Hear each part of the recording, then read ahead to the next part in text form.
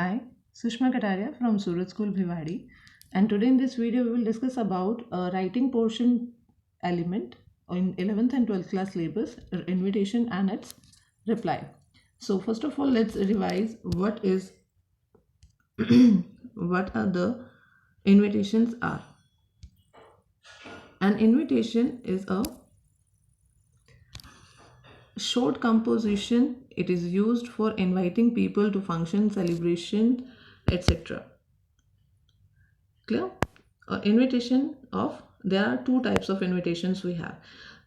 Simple language में देखा जाए तो किसी भी पर्सन को अपने किसी भी ओकेजन फंक्शन और सेलिब्रेशन में इनवाइट करने के लिए हम एक एलिमेंट उनके पास भेजते हैं verbally, that is a different thing, but in a written form जो एलिमेंट और भेजी जाता है for to invite that person, that is called invitation. So we have two types of invitation, formal or informal invitations. Okay.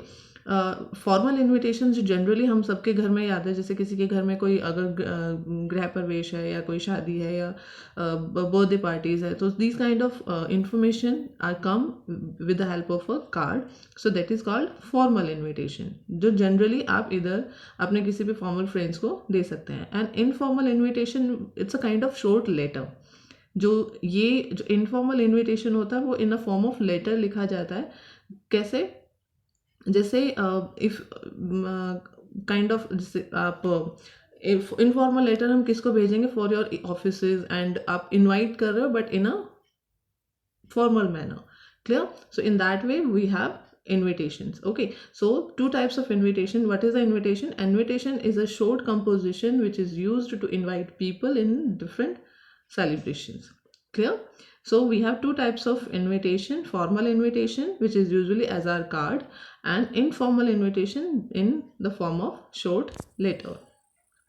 सो जब भी हम कोई formal invitations लिखते हैं एंड इनफॉर्मल इन्विटेशंस लिखें, what kind of points we should have in our mind? So formal invitations are written in third person, in the form of third person. The person who's extend the invitation write his name. In the very starting जो formal invitations हो गए वो उसमें क्या लिखा जाएगा? In the center of, जैसे आपने कार्ड देखा होगा, कार्ड के सेंटर में लिखा जाता है that for example someone is inviting, so लिखा जाएगा Mr. and Mrs. Kapoor invites. Clear? In that form. So then come, ये जो second point में लिखा है, then comes the name of the person who is being invited. फिर किसको लिखा जाता है? पर्सन को. जैसे आप कहते हैं कि आई कोडली इन्वाइट यू इन माई, फिर ओकेजन का नाम, फिर उसमें यहाँ पे आ जाएगा date, venue, time should be clearly mention. आप कोई भी फॉर्मल इन्विटेशन होगा, देखो हम सबसे पहले अगर हम कार्ड को देखते हैं तो हम क्या देखते हैं कि टाइम कब है, वेन्यू क्या है. क्लियर? वेन्यू होता है जहाँ पे वो चीज़ें, मतलब the place where the things were executing will be executed. Okay, so on which date, venue and time should be clearly mentioned. So first of all, क्या इसमें point आपको ध्यान में रखना है? In the very starting, in the center of page, you have to write down the name of the person who is inviting. Clear? Then उस person का आएगा, जैसे आप यू लिख रहे हैं तो जनरली इसमें आप लिखा जाता है यू, एज सच कोई स्पेसिफिक इसमें नेम मेंशन नहीं होता, लेकिन इनवाइट्स यू. ओके, फिर उसके बाद आपका हो जाए invites you on the occasion of, फिर उस ओकेजन का नाम लिखेंगे बोल्ड लेटर्स में, देन आपकी डेट, वेन्यू, टाइम वो क्लियरली मेंशन होगा. Clear? The fourth point is in case of party और is organized on some other place like a hotel etcetera, then the complete address of the person along with the contact number has to be clearly mention. Clear? जैसे उसमें आप, जैसे place है, venue है, तो venue में हम at their residence in Shyam Vatika, so some kind of things are clearly mentioned in that. मतलब उस वाटिका का name, place and address, complete address should be mentioned in the invitation. Okay, some formal, the fifth point is some formal invitations like the wedding invitations carry the expression of RSVP. जैसे आपने generally देखा होगा RSVP का it's a phrase, a kind of, जिसमें आपका लिखा जाता है कि the complete family is inviting you. Clear? Okay, so यहाँ पे इसका जो पोर्शन है इसका, ये वैसे एक रशियन फ्रेज है, लेकिन यहाँ पे इसको यूज़ किया जाता है RSVP, जिसमें एक सिंपल लैंग्वेज में अगर हम बात करें तो इसका मीनिंग होता है the entire family is waiting for your presence. Clear? Okay, so which means यहाँ तो प्लीज यहाँ पे होगा the address. The six point is the address of the person whose extend the invitation must always be given in the if the function is organized in some other venue. मतलब मान लीजिए कि आपके घर में किसी की अगर शादी या कुछ पार्टी और आप ऑर्गेनाइज कर रही है ना, hotel something, so may be the person is not able to reach there, so he your जैसे आप RSVP के बाद आप जो लिखते हैं the entire family, entire Kapoor family invites you. Okay, उसके बाद आपका जो कॉन्टैक्ट नंबर है, आपका detailed address and the contact number must be written in this. This is the formal invitation. Formal invitation, that means it's a card form. Clear? Now, what kind of the element you should have in your informal invitation? Informal invitations में क्या होता है? There are like very short, to the point. इसमें हम क्या करते हैं? We have to write in a very to the point form. The salutation, subscription, address is on the top are the same. Like in the an informal letter. Informal letter में जैसे हमारा क्या होता है, फॉर्मेट क्या होता है informal letter? सबसे पहले आता है आपका sender's address, then a date and then receiver's address. Clear? Right. कहीं ना कहीं फॉर्मल इन्विटेशन में भी वही है कि सबसे पहले सेंडर का नाम आ रहा है, उसके बाद आपका रिसीवर्स का नाम आ रहा है. क्लियर और not? In the same way यहाँ पे भी वही होगा. जो एक फॉर्मल लेटर का जो पोर्शन फॉर्मेट होता है that should be followed in the invitation as well. Clear? सबसे पहले आपका आ जाएगा sender's address, that means your address, then date and then आपका रिसीवर्स एड्रेस, एंड उसके बाद आपका आ जाएगा subject. Clear? And then salutation sir और ma'am. So these are written in the first person. I want to invite you. इसमें इस तरह से आपका जो पोर्शन है इनफॉर्मल इन्विटेशन में लिखा जाएगा. I hope you understand this. So अब यहाँ पे आपके जो रिप्लाईज होते हैं that is also formal and acceptance और रिफ्यूजल. फॉर्मल में जब आप फॉर्मल में लिख रहे हैं, फॉर्मल लेटर आप लिख रहे हैं, तो इन that way how will you reply. अब रिप्लाई जो है वो कभी भी कार्ड फॉर्म में नहीं लिखा जाता. It will be in hand written reply. Okay, the formal reply is like formal invitation. Clear? मतलब जब भी आप किसी को, जैसे फॉर एग्जांपल हमने एक पर्सन को as a guest of honour invite करने के लिए एक कार्ड भेजा. क्लियर? बट उस पर्सन का रिप्लाई हमारा ज़रूरी है कि वो आना है या नहीं आना. तो हमें रिप्लाई कैसे, वो पर्सन हमें रिप्लाई कैसे लिखेगा? In a form of hand written letter. Clear? So it is written in the third person. The format will be the same as the given in the invitation. जिस तरह से formal invitation का format होता है sender's address, then date, then receiver's address and then subject, the same format will be followed in the acceptance and refusal, यानी कि reply वाले portion में. Clear? In an acceptance, so in an acceptance, जब भी हम acceptance की बात करते हैं, in an acceptance reply expression like we will delighted to attend और यूज.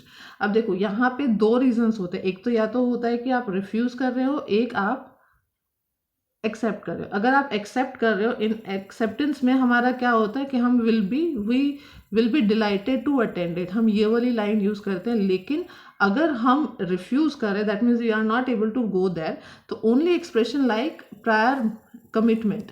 तो यहाँ पे हम एक पर्टिकुलर रीज़न हमें देने की ज़रूरत नहीं है कि एक पर्टिकुलर रीज़न आप देते हो कि मुझे यहाँ जाना है या वहाँ जाना है. There is no need to write these kind of things. But आप क्या लिखेंगे? We have a prior commitment on that day. Clear? Only this word will be there to clarify the thing. So there is no need to write down the entire thing, the reason and why you are not able to be there in the occasion. So you just write prior commitment if you are not going there, and if you are going there, so will be delighted to attend it. So these two words are showing your acceptance and refusal for that invitation. Okay, so informal letters में आप कैसे लिखेंगे? These are the written in the same format or information informal invitation. Clear? जिस तरह से लिखा जाता है, in the first person लिखा जाएगा. The specific reason or refusal can be given. Okay, so these are the things which you can use while you are writing your formal and informal acceptance and refusal. I hope you understand that. Okay, Next, here we have some solution, or you can say the idea by which we are able to understand how we can draft it. So the question is, draft an invitation card in about 50 word to celebrate the annual function of Paresh का. अब देखो यहाँ पे क्या है, ये है आपका this is the annual function. यहाँ पे बेसिकली आपको किसके बारे में लिखना है, एनुअल फंक्शन. क्लियर. सो यहाँ पे the management and staff of annual function है. जैसे कि अगर कोई ऑर्गेनाइजेशन है, कोई टीम है, या कोई भी अगर कोई कंपनी है, सो अगर वो इस तरह के कोई एलिमेंट एनुअल फंक्शन है, या फिर कोई ब्लड डोनेशन कैंप है, these kind of things they are organising. So first of all यहाँ पे एक स्पेसिफिक पर्सन का नाम नहीं आएगा, यहाँ पे पूरा टीम का नाम आ जाएगा, the management and staff of. अब दीज आर द पर्सन, उस ये ग्रुप और इंस्टीट्यूट का नाम यहाँ पे आप इन बोल्ड लेटर्स में लिख देंगे. सो यहाँ पे क्या होता है, जो invitation should be very attractive. Okay. So next line, ये वाली जो लाइन है, these are the line which you can use in your maximum or in every invitation. Clear. जो informal invitation है, these are the format of informal invitation. Okay, formal invitation, sorry. So यहाँ पे आप क्या लिखेंगे, in the very starting you will write the name of the management and staff. Clear. And now in second place you will write the name of the organization. These are the line which you can use in every kind of occasion. Accordingly seek the pleasure of your inspiring presence on the occasion of. Clear. It's annual together with. अब यहाँ पे it's annual, आप यहाँ पे ये भी लिख सकते हो on their annual function.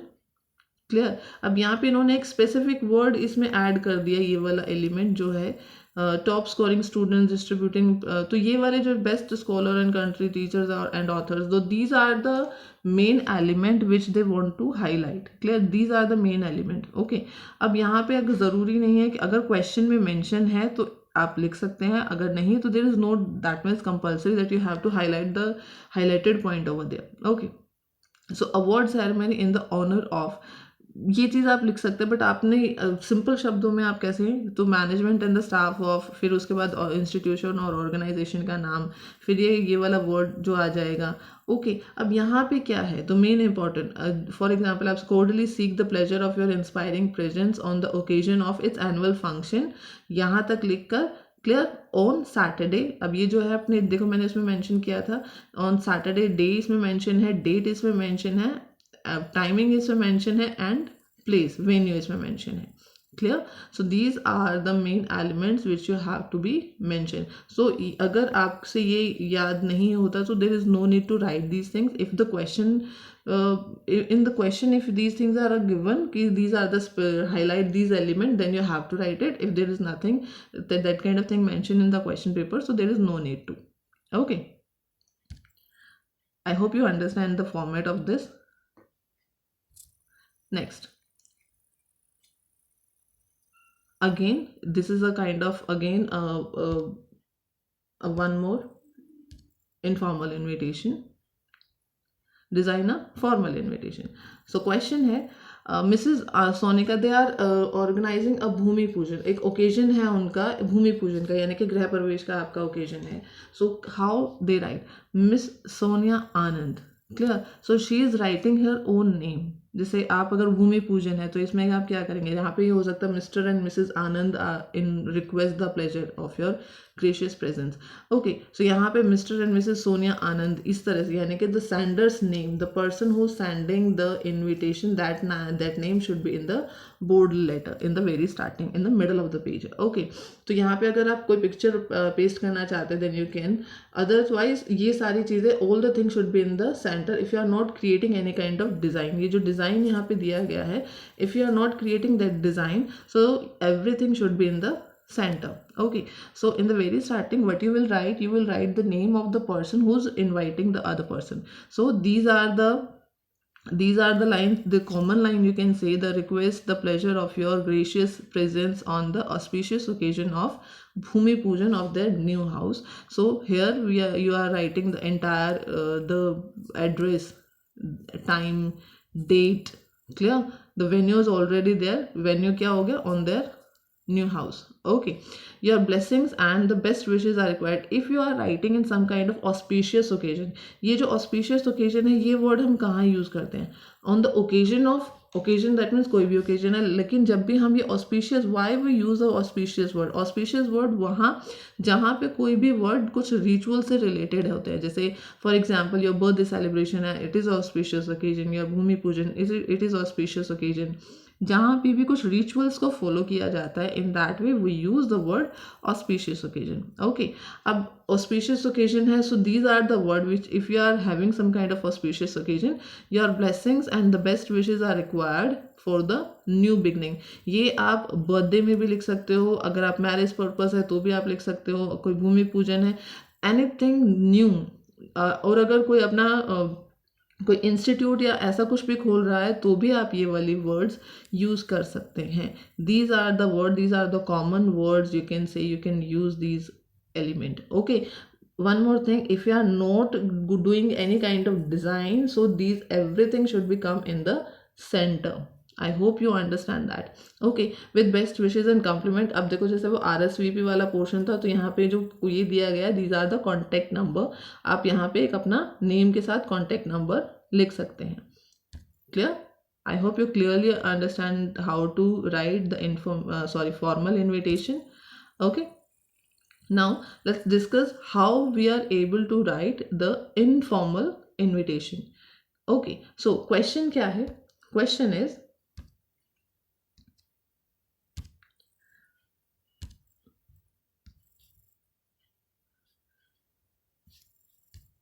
आपको एक इनविटेशन लिखना है, inviting the famous writer Sudesh Gupta to be a guest of honour for the function.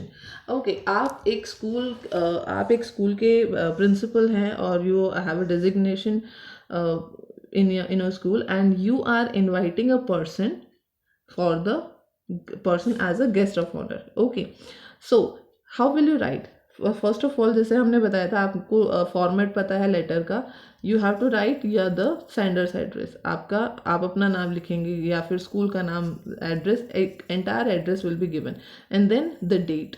Clear? Second portion में date. Okay, then respected sir, the literary club of our school is going to present the play waiting for Godot. Okay, so यहाँ पे एक play organise किया जाना है, play organise किया जा रहा है आपके लिटररी क्लब के द्वारा स्कूल के, and you want to invite that person as a guest of honour. Okay, so on 1st February. अब आप देखिए यहाँ पे क्या है, उन्होंने ओकेजन क्या है वो बता दिया, एक प्ले प्रेजेंट किया जाना है, डेट क्या है यहाँ पे वो मेंशन हो गई, कहाँ है, स्कूल ऑडिटोरियम में. So all the 3 things will be come in the first line. Clear? What is the occasion, date, and the venue or the place where the element will be placed. We should be pleased to accept, if you accept to be the guest of honor or for the same. Clear? So यहाँ पे ये वाला portion, it is the very simplest way to write any for informal invitation. Clear? So यहाँ पे क्या है, kindly confirm. तो ये वाला जो वर्ड है, ये कहीं ना कहीं उस चीज़ को दिखाता है कि that you are expecting the front person definitely give some kind of confirmation whether he is accepting the invitation or he was refusing. Reason क्या है? मान लीजिए कि आपने कोई ओकेजन के लिए किसी पर्सन को लेटर भेज दिया कि okay the person is coming for as a guest of honour, right, but the person is not able to. अगर आपको टाइम से पता चल जाता है तो definitely you call some other person if to as a on the place of that person. Clear? So someone is definitely will be there for your guest of honor. So this is the way why we are writing the kindly confirm word. Okay, hoping for the positive reply. Thank you, yours faithfully, your name. आप यहाँ पे वो सारे element जो normal letter में लिखे जाते हैं, everything should be written in that. So this is the way you can write your informal letter invitation. Clear? First of all, your sender's address, then date, and then your आपके first line में कौन बुला रहा है, किस occasion के लिए बुला रहा है, डेट क्या है, डे क्या है, वेन्यू क्या है, एंड आप we would be pleased to accept if you guest of honor, यहाँ पे लिखने we would be pleased if you accept our invitation for the same. आप ये वाली लाइन इसमें लिख सकते हैं लास्ट में, kindly confirm. Okay, so by this you are able to write your invitation. Okay, now next is, you have received an invitation to be judge for a literary competition in St. Anna's School. Send a reply not more than 50 word confirming your acceptance. You are Mohan and Mohini. So यहाँ पे एक portion आ गया जहाँ पे आप reply की तरह से लिखा जा सकता है. How will you are able to reply a letter or invitation? Okay, so Mr. Mohan Sharma thanks the principal of for the kind invitation for judging the literary competition on 31st. आपको वो पूरा date देना है. He accept the invitation with pleasure. He will reach the venue of that time.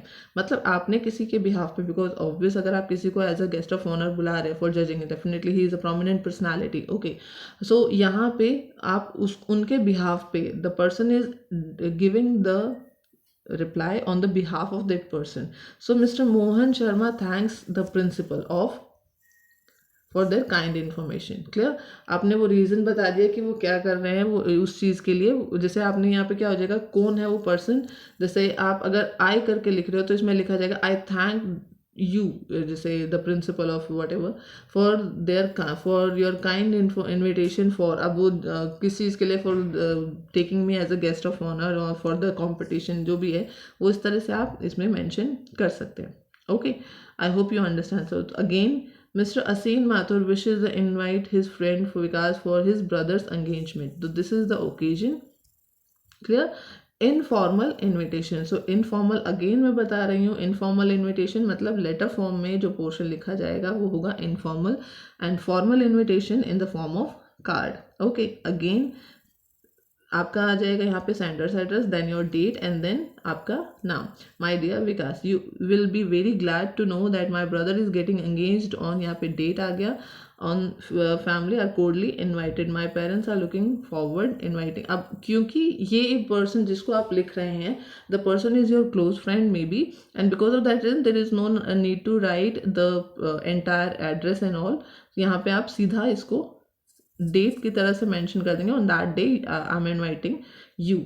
Okay, so my parents are looking forward to have you with us at the occasion ceremony at our residence. यहाँ पे देखिए at 7 यहाँ पे time and your address is there. Okay, so this is the way while you are able to write your formal and informal invitation. I hope you clearly understand how to write the formal or informal invitation. You can practice the things by giving some assignment question in your homework. You all have to do that things in your notebook. Okay, thank you.